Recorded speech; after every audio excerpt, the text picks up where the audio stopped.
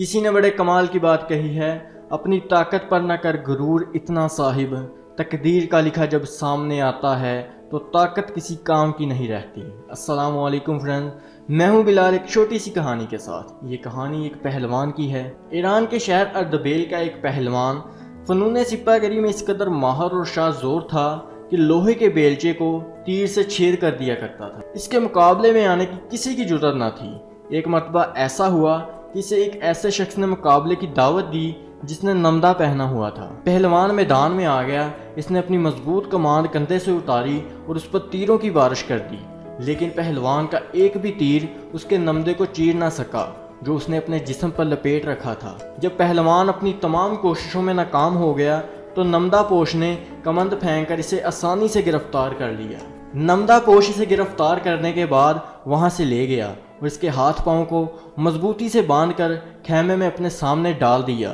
پہلوان اپنی شکست اور شرمندگی پر ساری رات روتا رہا۔ صبح ہوئی تو ایک غلام خیمے میں آیا اور بولا، تم وہی نامی گرامی پہلوان ہو جو تیر مار کر لوہے کے بیلچے میں چھید کر دیتے تھے؟ اگر تم وہی ہو تو تمہاری یہ حالت کیسے ہوئی؟ پہلوان نے سرد آہ بھری اور کہا، تقدیر کے بگڑنے پر کوئی ہنر کام نہیں آتا اور یہ سب تقدیر کا کیا درا ہے۔ جب میرا ستارہ عروج پر تھا تو میرا کوئی بھی وار خالی نہیں جاتا تھا، اب جب تقدیر نے میرا ساتھ نہیں دیا تو میں یہاں قید ہوں۔ دوستو، ایک چھوٹی سی کہانی ہمیں زندگی میں بہت بڑا سبق سکھاتی ہے۔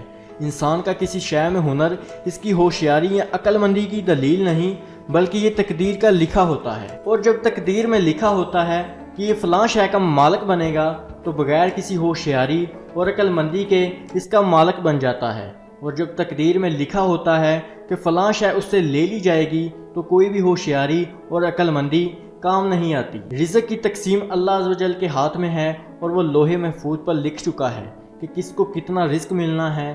اگر کوئی شخص امیر ہے تو وہ اسے اپنی ہوشیاری نہ جانے، اگر کوئی شخص غریب ہے تو وہ یہ غم نہ کرے کہ اس میں وہ ہوشیاری نہیں جو کہ ایک امیر میں ہے۔ آخر میں بس یہی کہوں گا، منزلوں سے آگے بڑھ کر منزل تلاش کر، مل جائے اگر دریا تو سمندر تلاش کر۔ ملتے ہیں کسی اور انٹرسٹنگ ویڈیو میں، تب تک کے لیے اللہ حافظ۔